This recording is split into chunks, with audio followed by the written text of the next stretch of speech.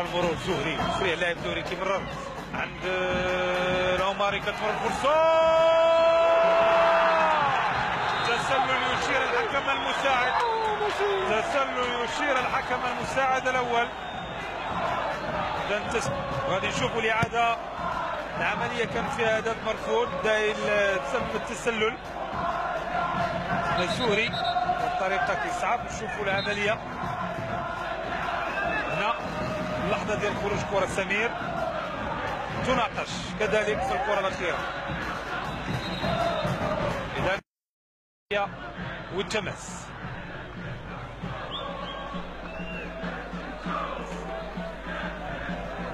هنا كنشوفوا الاعاده لحظه خروج الكره. لاحظوا نعم الامر واضح في اللقطه الاخيره غياب التسلل حسب الصوره. والحسن ينتقل الدقه 91. هل هناك تسلل في الهدف الثاني لفريق الوداد الرياضي البيضاوي؟ تفضل سي حسن. من خلال الحالات كيبان لي ان كاين نوعا ما اللاعب ديال الوداد البيضاوي سابق شويه اللاعب المدافع الثاني ديال حسنية اكادير، واللي كيأكد بان حتى اللاعب كان سابق حتى الكره. يعني هنا غنشوفوا نخليو الكره تمشي.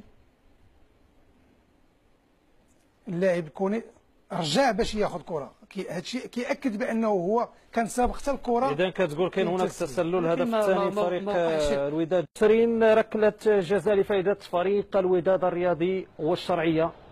ركله الجزاء التي اثارت حفيظه اكيد مكونات ولاعبي فريق المغرب الفاسي. واش بالفعل كان هناك ركله جزاء ولا ما كايناش؟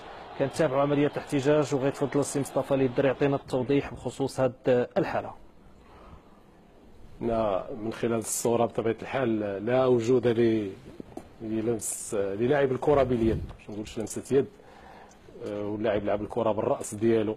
هذه اللي كنقولوا لها ركله جزاء خياليه سي مصطفى. غير كنقولوا لا وجود للخطا. بالفعل ما وجودش الخطا. غير شنو كان في الذهن ولا شنو شاف بوليفا؟ واش العمليه ديال اليد اللي كانت ديال لاعب فريق المغرب الفاسي هي اللي خلاته انه يظن بانه كان هناك لمسه يد؟ اكيد ما كايناش هناك لمسه يد، لكن لا وجود للمسه. كنظن انا كنعتقد على ان الفتح ديال اليدين ديال المدافعين هو اعتقد او يعني الشوفه اللي يمكن شاف ان اللاعب جاب الكره بيده، ولكن كان شي شويه ديال لان اللاعب لعب الكره اللور ما يمكنش لعبها. قريب للعمليه وكان قريب لا شتي عاوتاني الصوره كان قريب. الى عاودنا نواصلوا الى امكن ننتقلوا للدقيقه 69. هدف مرفوض لفريق المغرب الفاسي.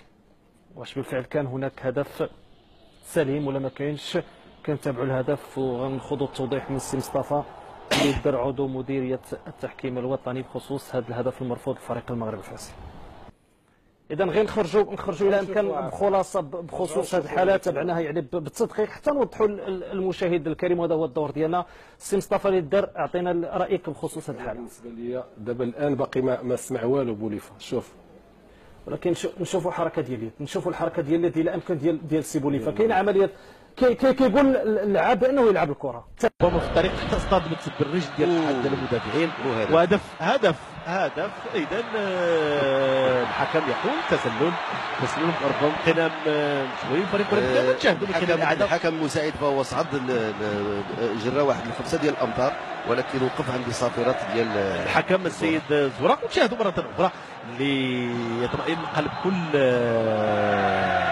مشاهد يتابع معنا هذه المقابله.